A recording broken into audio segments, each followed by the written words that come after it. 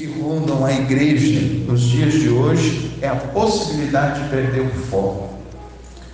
Aquilo que Deus disse que era importante não ser importante para a gente. Aquilo que é fundamental deixar de ser ou se tornar aleatório. Nós precisamos ter bastante cuidado com essas coisas, porque se o nosso foco estiver equivocado, todas as nossas ações estarão equivocadas. Se o foco da nossa vida estiver numa direção errada, isso quer dizer que a nossa vida cristã corre perigo, e nós corremos o risco de fazer muitas coisas e não agradar a Jesus. E esse é o grande problema da mudança de foco, é que quando o foco está errado, nossa missão fica equivocada. Nossos sentimentos são projetados para coisas que não deveriam ser, e as coisas que deveriam estar no nosso coração não estão. Além disso, veja, o diabo tem possivelmente duas estratégias muito bem definidas. Uma é nos levar a fazer o que desagrada a Deus. A gente sabe muito bem que ele é perito nisso, nos tentar, nos estimular a fazer coisas que desagradam a Deus. Mas o que também não percebemos é que quando ele falha no objetivo de nos levar ou de nos conduzir a fazer coisas que desagradam a Deus, ele também age para nos impedir de fazer as coisas que agradam a Deus.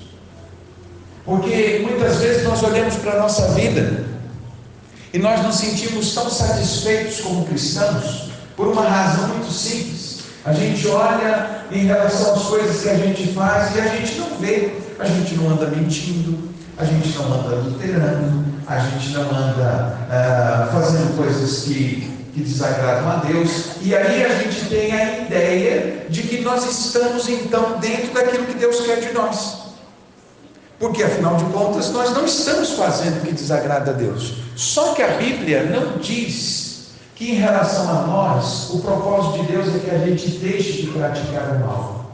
Ele também nos chamou para praticar o que é bom. Quando a Bíblia vai falar sobre conversão, olha que interessante. Ele diz: aquele que roubava, não roube mais, antes trabalhe. Aquele que mentia, não minta mais, antes fale a verdade. Aquele que roubava, não roube mais, antes seja generoso para com os outros. Isso significa que o Evangelho, a vida cristã, não se resume àquilo que a gente tem que abandonar, mas também àquilo que a gente tem que fazer. E aqui entra algo muito interessante. Nós muitas vezes corremos o risco de estar desagradando a Deus, não pelo que estamos fazendo, mas pelo que estamos deixando de fazer. Quando o foco está equivocado, nossa prática fica equivocada, nossos sentimentos são projetados para coisas que não deveriam estar, e nós corremos o risco de estar caminhando sem sair do lugar na vida cristã. Então isso é um perigo que nós corremos. Olha que o texto diz, João 4, versículo 35. Jesus chama os seus discípulos, eles estão vindo de Samaria, e você sabe que lá em Samaria teve um encontro com a mulher samaritana. Depois a mulher sai e anuncia aquilo que Jesus disse, falando que ele era um profeta, falando de todas as coisas, de como ele estava maravilhado. O pessoal de Samaria escuta a palavra, fica impressionado com o Evangelho e vem até Jesus e diz assim para ele: mestre, agora já não é mais pelo testemunho da mulher, agora a gente viu mesmo, agora a gente percebeu mesmo que tu és o Messias, aquele que haveria de vir. Depois dessa cena, com isso, desse pano de fundo, Jesus sobe ao monte com seus discípulos. E aí, quando eles olham para baixo, Jesus tendo em vista os samaritanos se convertendo, as coisas acontecendo, Jesus diz assim para os discípulos: vocês não dizem que daqui a 4 meses haverá colheita? Eu lhes digo, abram os olhos e vejam os campos, eles estão maduros para a colheita. O que é que Jesus está dizendo para os seus discípulos? Vocês estão olhando a mesma coisa que eu, e enquanto vocês estão vendo dificuldades, eu vejo oportunidades. Enquanto vocês olham para si e dizem, eles podem esperar, eu estou dizendo para vocês que eles já estão prontos para ouvir. E você sabe muito bem que quando chega a época da colheita, se os frutos não forem colhidos, eles apodrecem. Tem um período certo para você colher, do contrário, não adiantará mais colher. Menino que teve entre o seu currículo, trabalhar numa parte da vida dele na roça, sabe disso, tem um período certo. Não colher naquele período, corre o risco de perder todos os frutos. Jesus estava falando a respeito de foco aqui. E antes da gente entrar na questão do foco da igreja, eu quero falar sobre alguns focos que a gente acaba sendo enganado pelo diabo para deslocar. Por exemplo, quando a gente olha para a nossa vida cristã, nós percebemos que o diabo trabalha para que a gente tire o foco da fé e coloque nas circunstâncias. Na questão da fé, tira o foco da fé e coloque nas circunstâncias. Isso quer dizer que, em vez de enchermos o nosso coração de esperança, nós enchemos o nosso coração de desesperança. Em vez de ânimo, nós perdemos o ânimo, porque nós deixamos de olhar com o olhar da fé e passamos a olhar as coisas com o olhar da incredulidade. Então deslocamos o olho da fé, daquilo que Deus pode fazer, para ficar focado no natural. E aí nós perdemos então o entusiasmo, perdemos a alegria. Afinal de contas, nós nos desesperamos, os inimigos se tornam grandes demais, as circunstâncias difíceis demais, porque o olhar da fé deu lugar ao olhar das circunstâncias. Quantos de nós vivemos assim? Deus nos chamou para viver por fé e a gente vive nas circunstâncias. A gente vê o desemprego e diz: eu não vou mais arrumar emprego. A gente vê as doenças proliferando e diz assim: meu Deus, se eu ficar doente, eu vou morrer, porque eu não tenho plano de saúde. Então começamos a olhar as circunstâncias e perdemos o olhar da fé. Deus cuida de nós.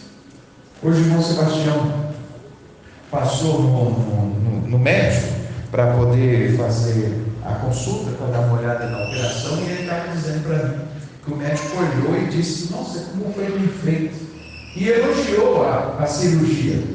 Não foi o mesmo médico, foi um outro médico que olhou. Aí eu brinquei com ele, eu estava quase o médico falando: nossa, parece até um milagre essa vista.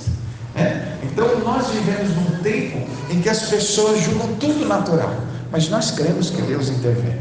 Então muitas vezes o diabo trabalha para tirar o foco da fé e colocar nas circunstâncias. Mas não é só isso. Na relação com Deus, o foco muitas vezes ele trabalha para tirar daquilo que Deus pode oferecer e não naquilo que Ele é. Muitas vezes o diabo trabalha para que na relação com Deus a gente o louve quando as coisas acontecem, e quando as coisas não acontecem, a gente blasfema, a gente desanima, porque o foco está no que Ele pode fazer e não está em quem Ele é. Porque quando eu creio em quem Ele é, eu não estou tão preocupado com o que Ele pode fazer, por uma razão muito simples. Eu sei que se Ele fez, é porque era melhor para mim, e se Ele não fez, Ele também tem os melhores planos, porque a sua vontade é boa, perfeita e agradável. Mas olha a estratégia do diabo: deslocar o olhar de quem é Deus para o que Ele pode fazer. Portanto, a relação com Deus não fica sendo uma relação pessoal, passa a ser uma relação utilitária. Se Deus está me abençoando, Ele é Deus. Mas se Ele não vive oração, se as coisas não aconteceram como eu esperei, então eu questiono Deus. Por quê? Minha relação com Deus não é por quem Ele é pelo que Ele pode fazer.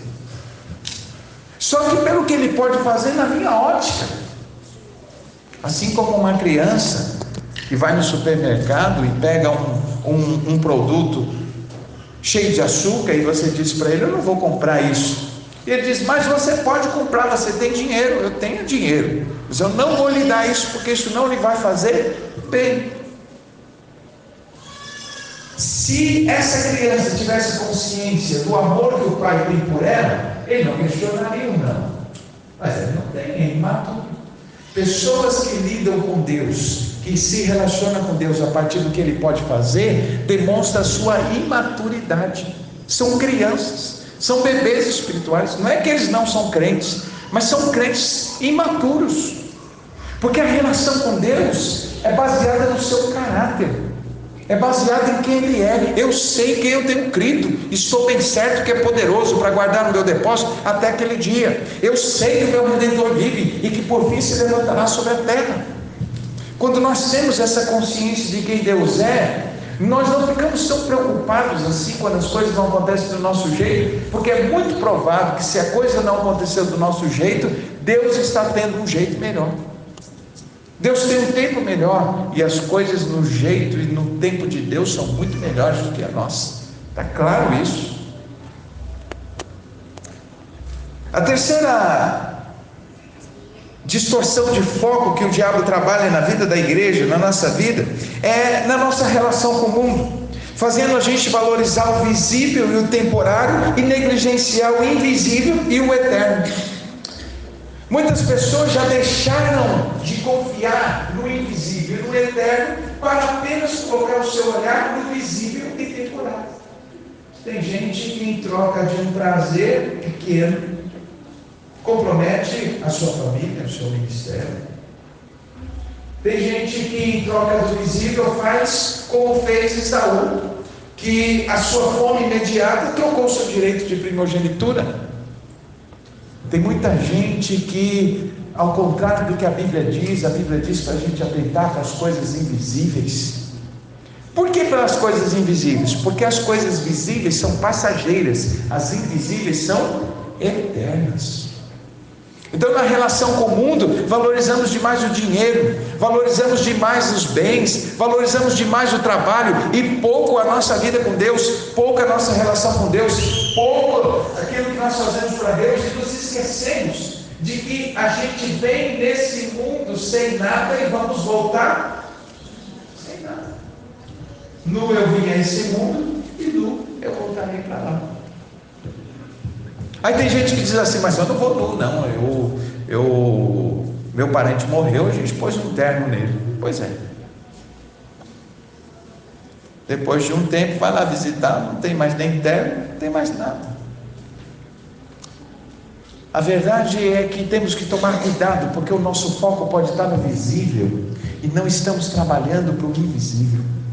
Nosso foco pode estar no temporário e não estamos nos preparando para o eterno. Então o diabo trabalha para tirar o foco das coisas invisíveis para colocar nas coisas visíveis. A quarta distorção de foco que ele trabalha, e trabalha muito, é em relação à vida cristã. Quando ele faz com que o nosso foco esteja no que a gente faz e não no coração com que a gente faz.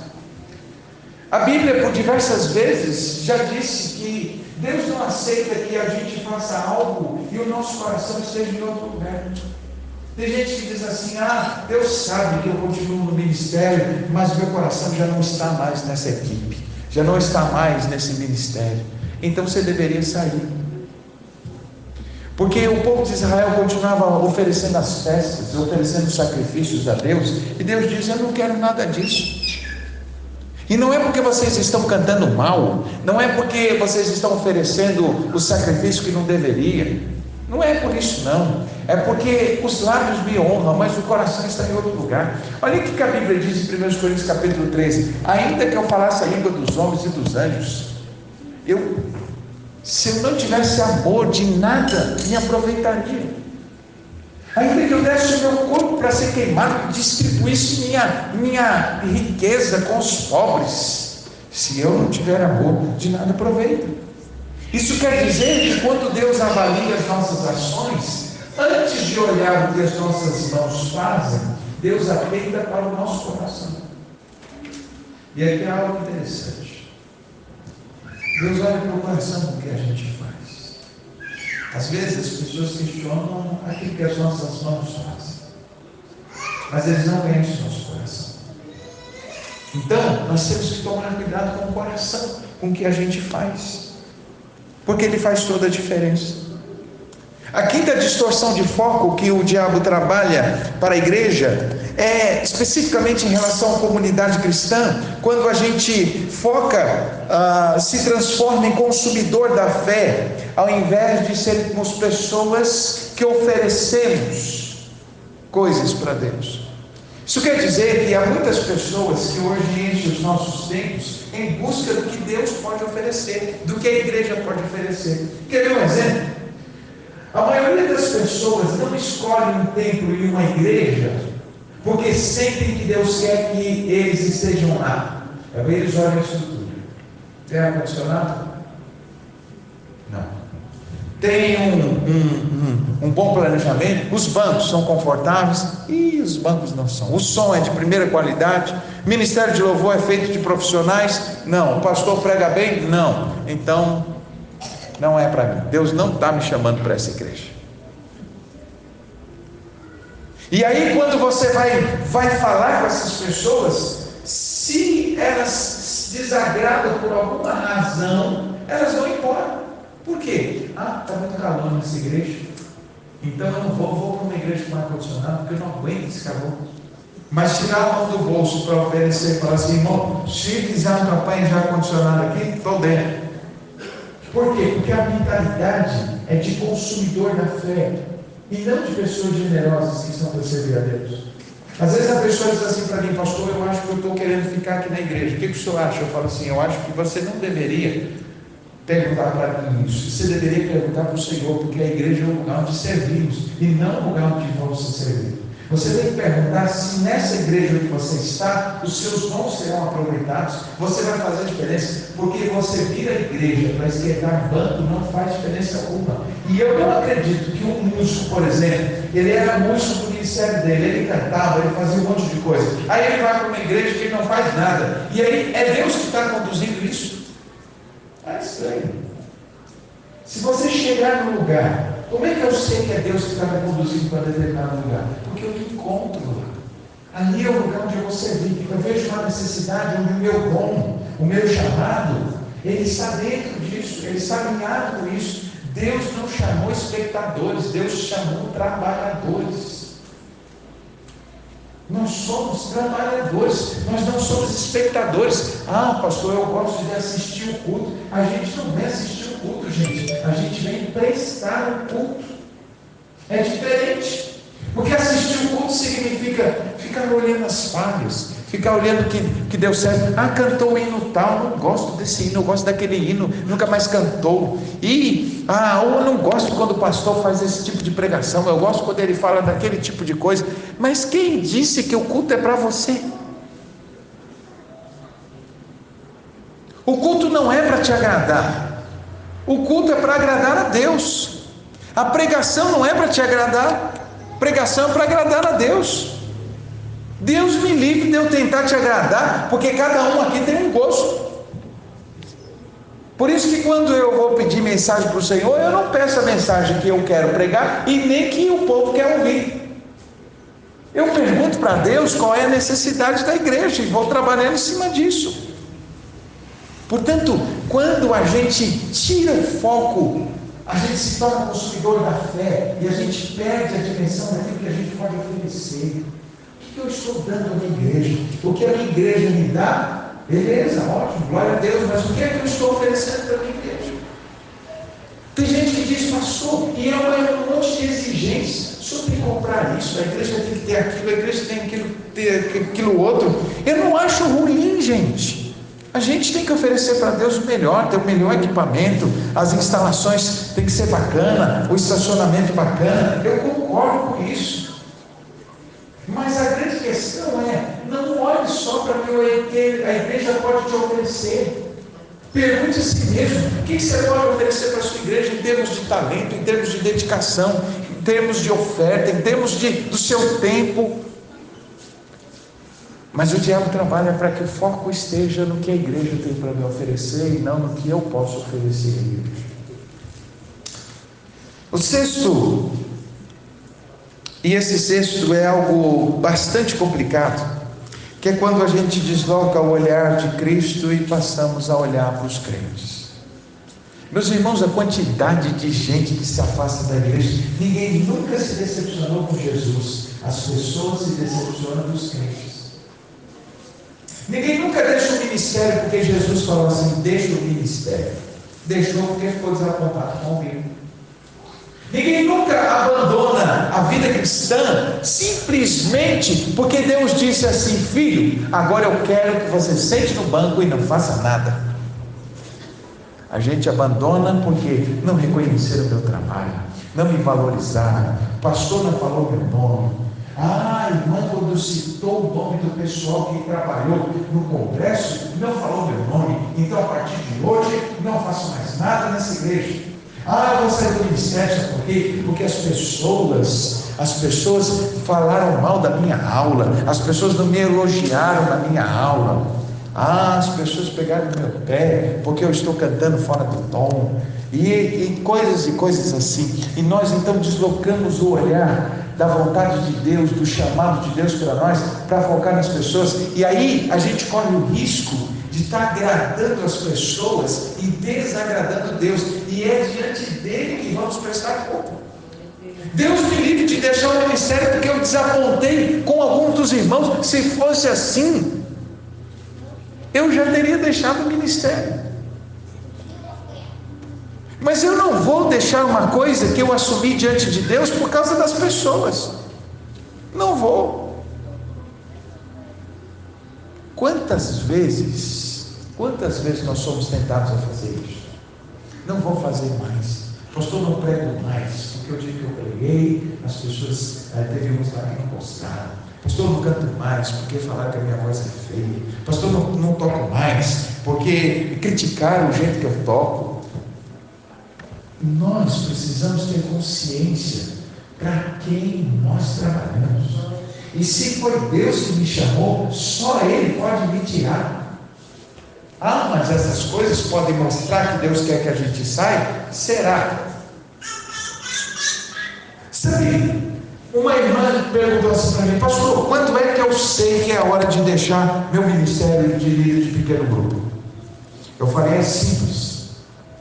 Você só pode deixar quando duas coisas acontecerem. Primeiro, quando você perceber que já existe uma pessoa melhor que você para assumir o seu lugar. E segundo, quando você tiver uma outra função. Porque ficar parado, com certeza, não é o projeto de Deus para você. Então eu estou saindo do ministério para exercer outro ministério. Louvado seja Deus, porque eu sou trabalhador. Deus me usou aqui, agora Deus quer me usar lá. Agora, se eu saio do ministério, é a única coisa que eu faço, e eu vou ficar um tempo sem fazer nada, com certeza eu corro um risco muito grande de estar alegrando o inimigo do que alegrando a Deus. Aí ela disse assim, eu falei: se a irmã sair do ministério hoje, a irmã já tem um outro ministério? Não. Se a irmã sair do lugar, tem uma outra pessoa à altura para assumir? Não. Então quem é que está pedindo para a irmã sair? É Deus? Não faz sentido. Toma cuidado, gente, porque nós corremos o risco de nos preocupar demais com as pessoas e perder o foco de Deus. Porque olha o que nós estamos dizendo: o foco precisa estar em Deus, e o diabo trabalha para que o foco esteja nos crentes. Olha o que a Bíblia diz em Hebreus 12:2: olhando para Cristo, autor e consumador da fé. É Ele que deve ser o nosso foco. Eu toco para Ele, eu canto para Ele, eu prego para Ele, eu ensino para Ele, eu venho à igreja por causa dEle. Quando eu entendo isso, eu paro para refletir e dizer: as pessoas não vão me desanimar. Mas o perigo que ronda a igreja é perder o foco. É a gente focar nas coisas, nas pessoas, nos comentários. Eu disse para minha esposa, por muitas vezes a minha esposa olhava e falava assim: eu não vou mais conseguir. E eu dizia para ela: só desiste quando Deus te mostrar. É isso. Porque críticas vamos receber de todo mundo. Quem não quer receber crítica não faz nada. Não faz nada, não faça nada, não fale nada e não seja nada. Se isso acontecer, ninguém vai te criticar. Não fale nada, não faça nada e não seja nada. Se você fizer alguma coisa, falar alguma coisa e for alguma coisa, vai ter alguém que vai falar de você. Não se preocupe. Portanto, tirar o foco de Cristo e colocar nas coisas. Mas talvez talvez, de todas essas questões, talvez o mais grave seja o que eu vou dizer agora. Que já não é mais o foco individual, agora é o foco da igreja. Que é o quê? Que é colocar o foco nos eventos e perder o foco da multiplicação. É perder o foco dos campos brancos.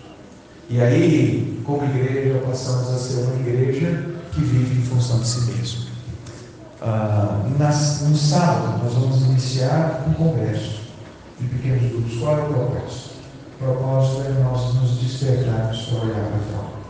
E quando eu pensei nessa questão de foco, eu pensei assim, puxa, olha que estratégia do diabo. A igreja, a palavra igreja, vem do grego eclesia, que significa chamados para fora. Olha a estratégia do diabo. Em vez da gente olhar para os campos brancos, em vez da gente olhar para os que estão lá fora, a gente se preocupa só com os que estão aqui dentro.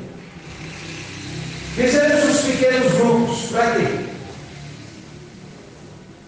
Para que os vizinhos possam ter oportunidade de entrar nas nossas casas e ouvir o Evangelho, para que amigos possam ser convidados para fazer parte dos nossos grupos. Aí eu pergunto, o que é que a gente faz com os pequenos grupos? É só os três? É só a gente?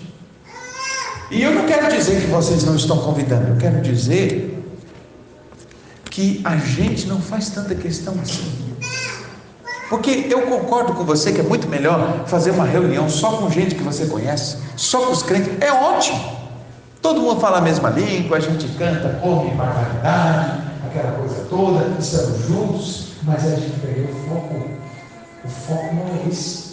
Jesus não ficou com foco apenas nos seus discípulos. E os seus discípulos estavam, vamos fazer aqui, vamos criar tendas aqui, vamos ficar aqui. Jesus falou nada disso. O foco são os campos brancos. Eu não vim ensinar para as ovelhas perdidas. Eu não vim aqui para ficar em banquetes. Eu vim aqui para compartilhar o Evangelho. Eu vim aqui para ser instrumento de salvação das pessoas. E assim como Deus me enviou, Ele envia vocês. Portanto, uma das coisas que o diabo mais trabalha hoje é no foco da igreja. E a igreja foca em eventos, compromissos e coisas, mas não foca na evangelização. E aí nós precisamos de congressos para nos despertar. Para dizer para a gente que ser igreja é pensarmos de fora. Ser igreja é pensar naqueles que ainda não conhecem o Evangelho. Sabe por quê? Porque todos os cultos nós estamos aqui cheios de lâmpadas acesas. E o mundo cheio de trevas. Deus não nos chamou para fazermos a festa das luzes. Luz com luz. Deus nos chamou para iluminar as trevas. E como é que eu faço isso, pastor? Eu faço isso com o meu testemunho. Eu faço isso com a minha pregação. Eu faço isso entendendo que eu sou luz no meio das trevas. Eu sou sal no meio de um mundo apodrecido. Quando nós perdemos o foco, nós viramos uma igreja que olha para dentro. Qual é o grande problema do foco? Por que o foco é tão fundamental? Por pelo menos 3 coisas.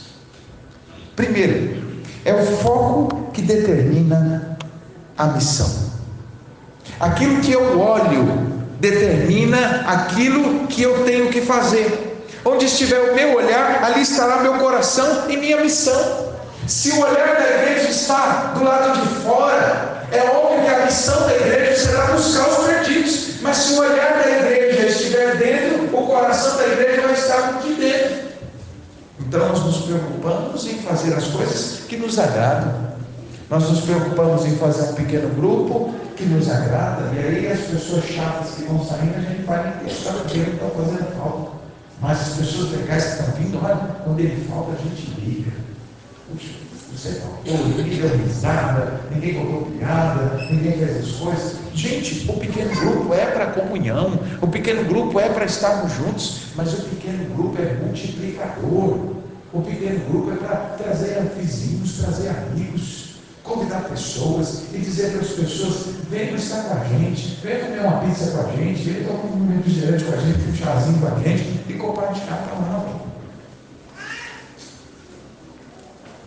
O foco determina a nossa missão. É onde está o nosso olhar. Se o olhar estiver dentro, nossa missão vai ser com os de dentro. Se o olhar estiver para fora, nossa missão é o mundo. E a Bíblia diz: ide por todos os cantos da igreja e fazer discípulos. Não é isso?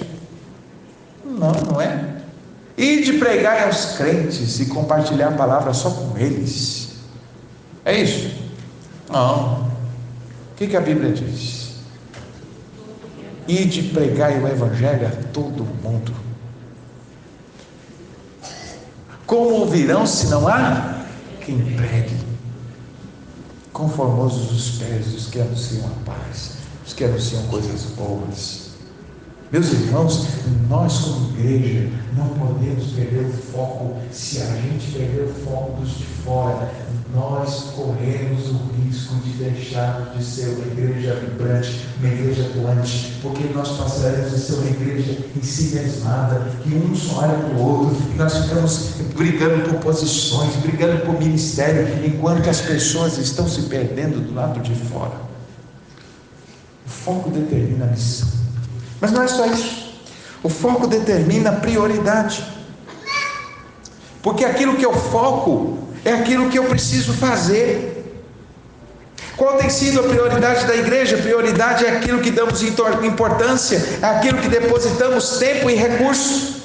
Os recursos da igreja, o tempo da igreja, ele é destinado a treinar pessoas para ganhar perdidos. O foco determina a minha prioridade. Quando eu estou com foco nas minhas necessidades, minha prioridade é comer.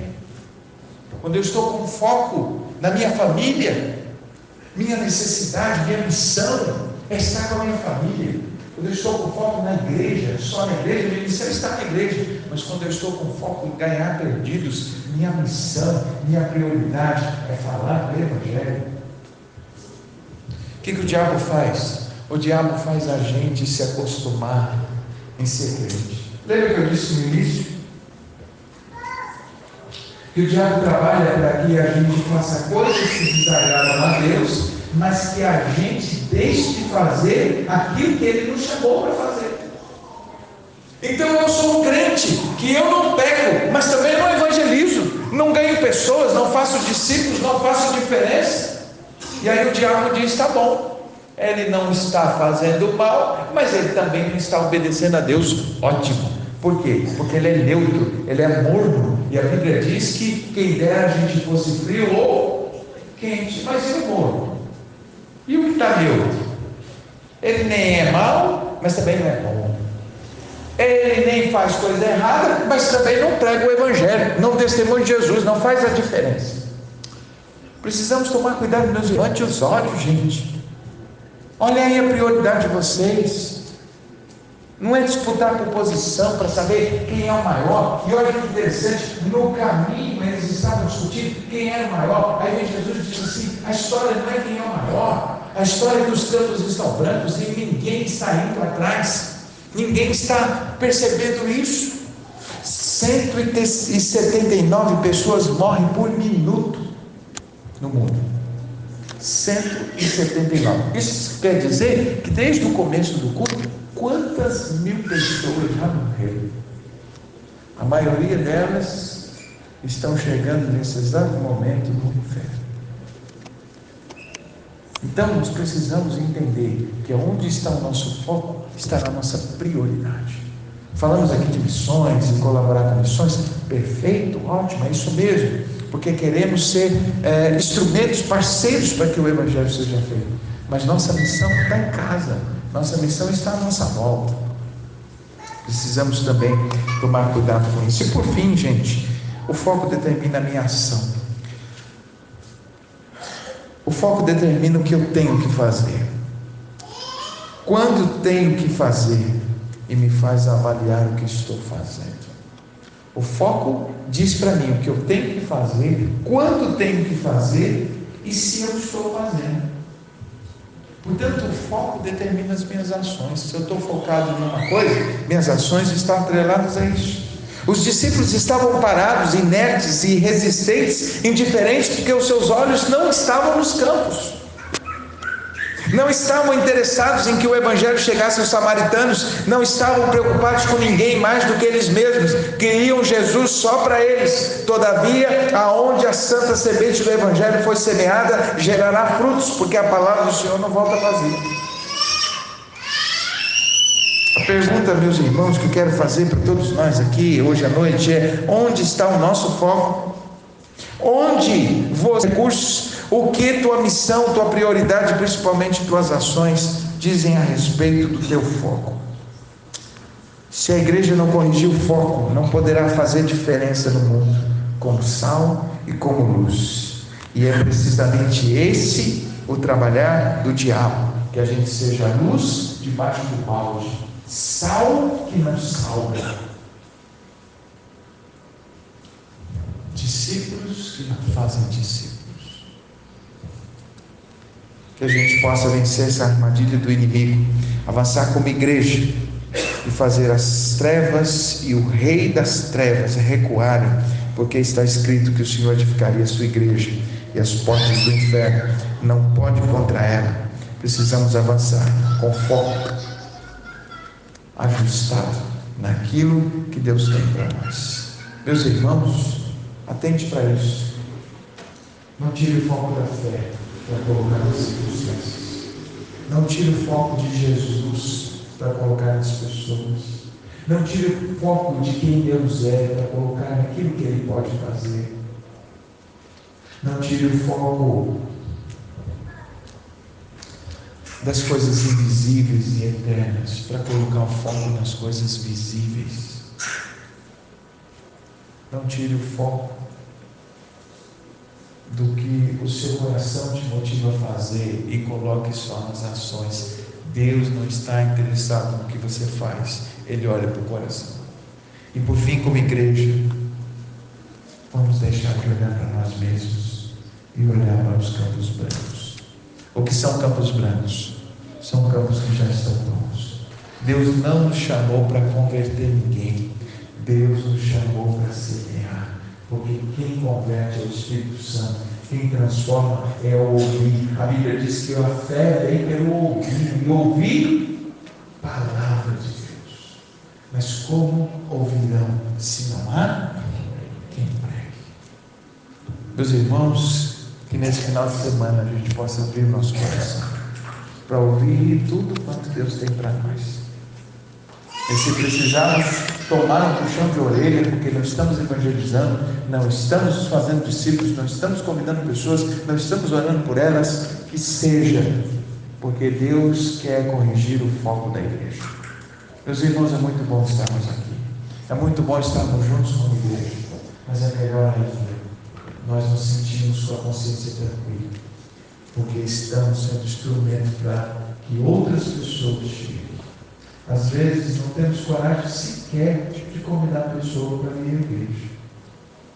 A gente vem à igreja e as pessoas dizem para a gente: olha, qualquer dia eu vou na sua igreja, hein? Qualquer dia eu vou visitar lá. Aí você diz assim: tá bom, quando você quiser.